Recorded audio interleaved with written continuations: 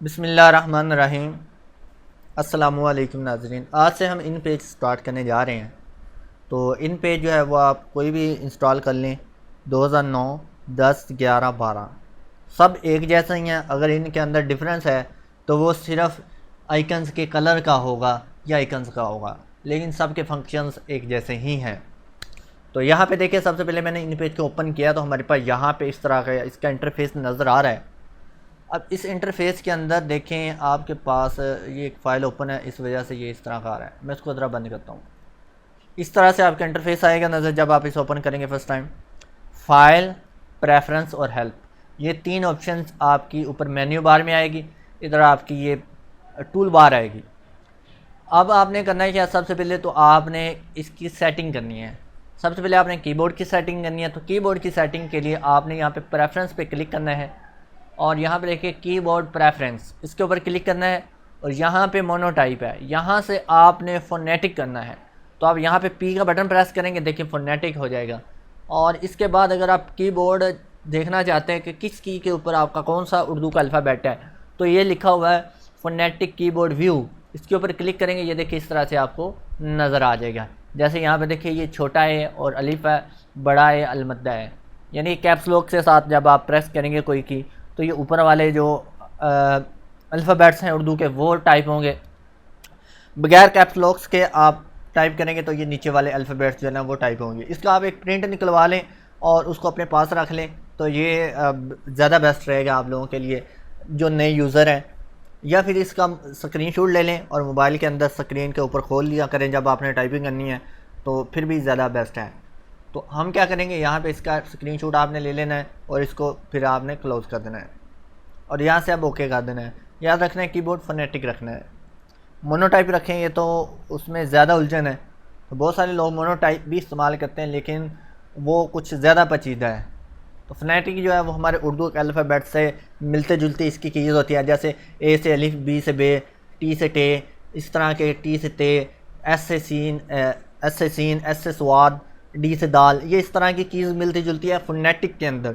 Monotype के अंदर ऐसा नहीं है, ठीक है ना, इसलिए आपने फोनेटिक कीबोर्ड इस्तेमाल करना है। अब उसके बाद जो आपने मज़ीद करना है वो ये है कि आपकी ये इतनी सेटिंग होगी, आपने फ़ाइल के अंदर जाना है और यहाँ से न्यू के ऊपर क्लिक करना है। जब आप न्यू के ऊपर क्लिक करते हैं तो नया डॉक्यूमेंट आपके पास यहाँ पे इस तरह के नए डॉक्यूमेंट के लिए आपके पास एक छोटी सी विंडो आती है जिसमें यहाँ पे पूछता है कि आपने पेज कौन सा सिलेक्ट करना है। तो हम यहाँ पे A4 लगाना चाहते हैं। अगर आप A4 नहीं लगाना चाहते, लीगल लगाना है, तो आप यहाँ से लीगल पेज भी सिलेक्ट कर सकते हैं। बाद में ये बाद में भी तब्दील हो सकता है। फ़िलहाल हम यहाँ पे A4 करने के बाद यहाँ से ओके करते हैं और ये हमारे पास देखें पेज हमारे पास यहाँ पे एक आ गया। अब इस पेज में यहाँ पे देखें हमारे पास जो शीट्स होती हैं वो नॉर्मल शीट इस्तेमाल हो रही है। यहाँ पे ये देखें, तो ये शीट्स आप खुद भी बना सकते हैं। ये कैसे बनाएंगे, इनका क्या फ़ायदा होगा, ये हम आने वाली वीडियोस में देखेंगे। सरसरी सा मैं बता देता हूँ। जब आप कोई नोट्स टाइप करते हैं, थीसिस बनाते हैं या फिर इसके अंदर बुक टाइप करते हैं, तो उसके लिए आप कुछ सेटिंग्स बना लेते हैं। जैसे हेडिंग्स के लिए अलहदा से सेटिंग्स और इसी तरह सब हेडिंग्स के लिए अलहदा से, पैराग्राफ लिखने के लिए अलहदा से। तो उसका फ़ायदा क्या होता है, जब आप टाइप कर लेते हैं ना, उसमें जब आपने कोई चेंजिंग करनी हो तो आप सिंपल यहाँ से उसके ऊपर क्लिक करते हैं तो वो सारी की सारी सेटिंग अप्लाई हो जाती है। तो ये इसका फ़ायदा होता है। उसके बाद यहाँ पे देखें हमारे पास ये एक पेज आ चुका है। इधर हमारी स्क्रॉल बार है जो कि आप ऊपर से नीचे की जानिब इस तरह स्क्रॉल कर सकते हैं अपने पेज को। इसी तरह यहाँ से ये नीचे है स्क्रॉल बार, ये जब जूम करते हैं ना आप, तो ये देखें यहाँ से इस तरह से आप जूम कर सकते हैं, स्क्रॉल कर सकते हैं। तो मैं अगर टाइप शुदा डॉक्यूमेंट खोल लूँ तो आपको ज़्यादा समझ आएगी। ये देखें इस तरह से। तो ये आपके पास इस तरह आप स्क्रॉल कर सकते हैं। अब उसके बाद जो है हमारे पास यहाँ पे आ जाएं जी नीचे इस जानब। तो ये मास्टर पेज के लिए M होता है, इसे छोड़ दें, अभी इससे हमने कोई काम नहीं लेना। आगे यहाँ पे आ जाएं, यहाँ पे आपके पेज नंबर्स होते हैं कि आपने कितने, आपके डॉक्यूमेंट्स के अंदर कितने पेज इस्तेमाल हो रहे हैं। तो ये मेरी जो फ़ाइल है, या मेरा जो डॉक्यूमेंट है उर्दू का, इसके अंदर 31 पेज है यहाँ पे देखें, जिसमें से फर्स्ट पेज जो है ना वो ओपन है यहाँ पे। इसी तरह अगर मैं यहाँ पे नीचे आ जाऊँ, देखिए अब मेरा दूसरा पेज यहाँ से ओपन है। इस तरह मैं अगर आगे चला जाऊँ तो ये देखिए मेरा अब 7वां पेज यहाँ पे ओपन है और 31 पेज में से 7वां पेज ओपन है। यहाँ पे हमारे पास जूम स्केल होता है, जितने % हमने जूम करना है स्क्रीन को, वो हम यहाँ पे वैल्यूज़ टाइप करते हैं तो ये हमारी स्क्रीन उतने परसेंट जूम हो जाती है। अब देखिए फ़िलहाल बाय डिफ़ॉल्ट जो वो 100% जूम है। अगर मैं यहाँ पे इस तरह काटने के बाद इसको 150 करके ओके करूँ, एंटर का बटन प्रेस करूँ, तो देखिए मेरा 150% पेज जूम हो जाएगा। जिससे क्या होगा, मुझे यहाँ पे लिखा हुआ जो टेक्स्ट है वो ज़्यादा तौर पर वाज़ेह दिखाई देगा। अब यहाँ पे देखिए ये स्क्रॉल बार है, इससे मैं अपने इस पेज को इस तरह मैनेज कर सकता हूँ, यानी कि जूम कर सकता हूँ। अब इसी तरह अगर मैं यहाँ पे 200 करूँ तो इसमें मैक्सिमम जो जूम है वो 300% तक आप कर सकते हैं, इससे ज़्यादा नहीं हो सकता। ये देखिए इस तरह से, ठीक है, ये इस तरह से आप पेज को आगे पीछे कर सकते हैं।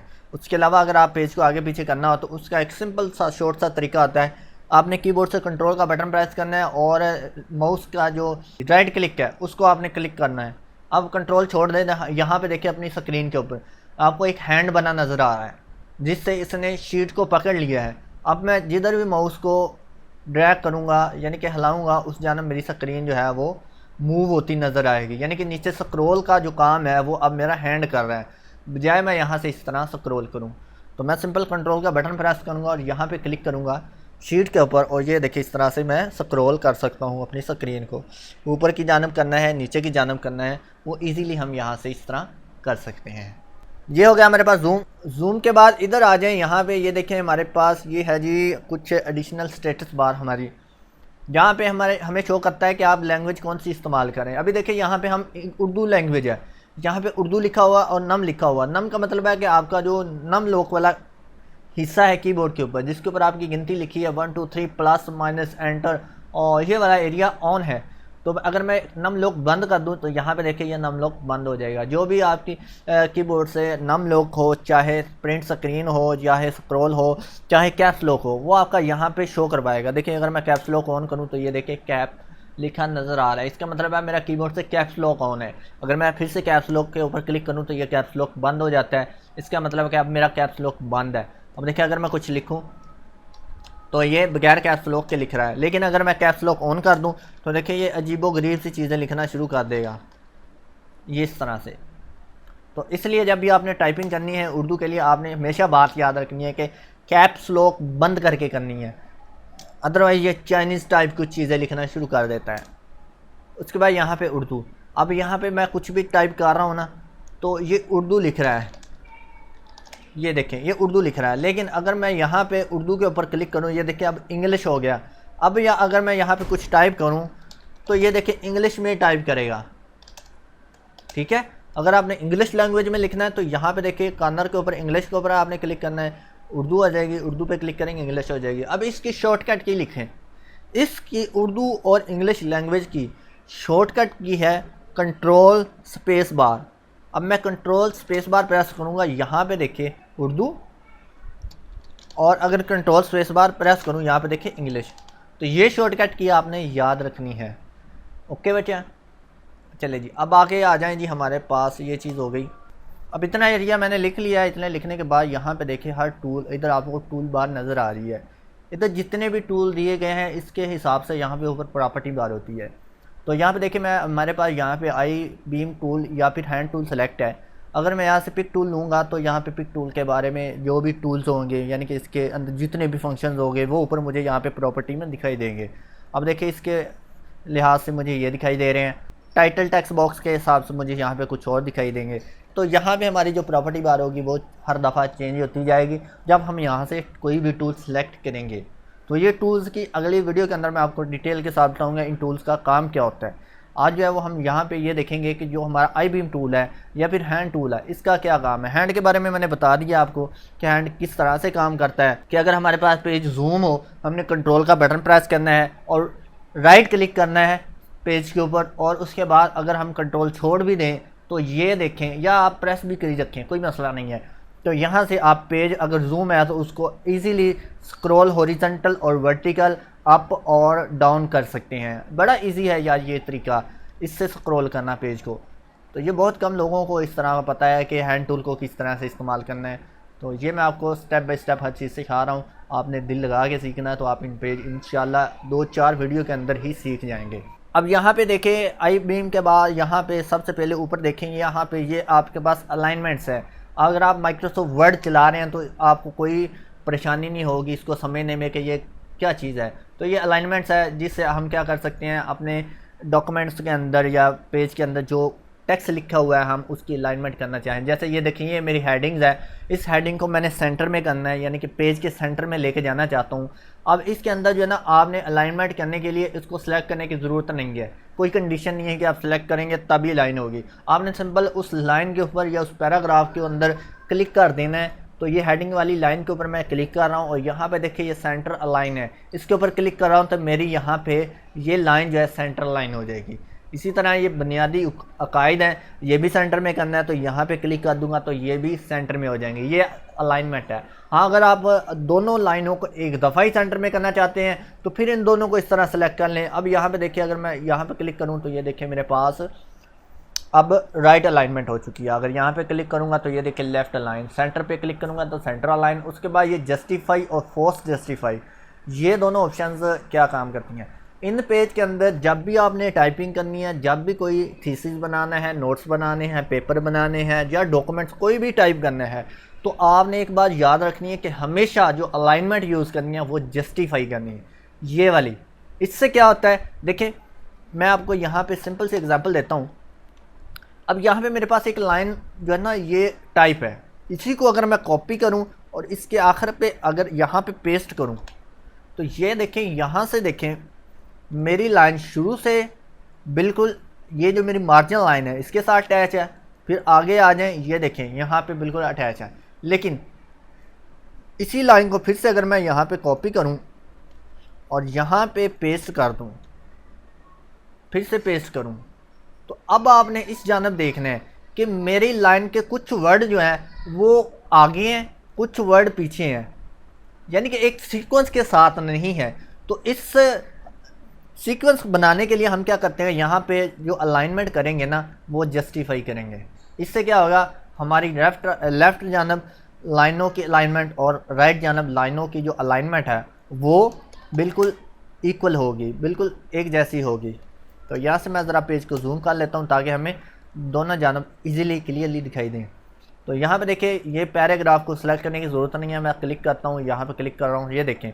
अब इधर से देखें मेरी लाइनों की अलाइनमेंट और इधर से देखें बिल्कुल परफेक्ट है। तो इसलिए आपने जब भी कोई डॉक्यूमेंट टाइप करना है तो आपने अलाइनमेंट यहाँ से जस्टिफाई करनी है, और ये आपने पहले से ही कर लेना है। जब कोई टाइप करना है ना चीज़ आपने उस वक्त ही कर लेनी है। अब अलाइनमेंट के बाद यहाँ पे आगे हमारे पास कुछ और ऑप्शंस है, ये हम अगली वीडियो के अंदर डिस्कस करते हैं। और इससे पहले हम ये देखते हैं कि अब हमने अपने डॉक्यूमेंट को सेव कैसे करना है। तो सेव करने का बहुत ही सिंपल और आसान तरीका है, जैसे वर्ड एक्सेल के अंदर हम करते हैं ना, तो उसी तरह यहाँ पे फाइल के अंदर जाना है, ये लिखा हुआ है सेव, और इसकी भी शॉर्टकट की Ctrl+S है, इस पर क्लिक कर देना है तो ये सेव एज़ की आपके पास यहाँ पे एक ऑप्शन ऑन होगी। यहाँ से आपने पाथ बताना है कि कहाँ पे सेव करनी है फ़ाइल को। तो मैं यहाँ से चाह रहा हूँ कि मैं डेस्कटॉप के ऊपर सेव करूँ, डेस्कटॉप सेलेक्ट किया यहाँ से, और यहाँ पे फाइल का नेम लिखना है। किस नेम से रखना है तो मैं यहाँ पे लिख देता हूँ इन पेज लेक्चर 1 और सेव। तो ये फ़ाइल हमारी सेव हो चुकी है। अब इन पेज के अंदर एक और बहुत प्यारी ऑप्शन है जो मुझे बहुत प्यारी लगती है, मुझे बहुत फ़ायदा देती है, वो ये है कि इसके अंदर ऑटोमेटिक सेव की ऑप्शन मौजूद है। आप टाइम लगा सकते हैं कि इतने टाइम के बाद ये फ़ाइल हमारी खुद ब खुद सेव होती जाए। उससे क्या होता है कि बाज़ का हम काम करते करते हमारी पाकिस्तान के अंदर जो है वो लाइट बंद हो जाती है। तो उस वक्त जो है ना हमें फिर अगर हमने वो ऑप्शन ना लगाई हो या फिर सेव भी ना किया हो, बहुत गुस्सा आता है कि यार इतना हमने वर्क किया, इतनी मेहनत करके टाइप किया और बिजली चली गई, फिर से टाइप करना पड़ेगा। तो इस सूरत में बचने के लिए इसके अंदर ऑटो सेव की जो ऑप्शन है ना वो इस्तेमाल हो सकती है। आई होप आपको ये वीडियो जो है वो काफ़ी पसंद आई होगी। अब आपने करना क्या यार, वीडियो को लाइक कर दें और शेयर भी कर दें, अगर हो सकता है। नहीं कर सकते हैं तो यार आप अच्छा सा कमेंट कर दें और लाइक कर दें। चैनल को सब्सक्राइब कर लें अगर नए हैं तो।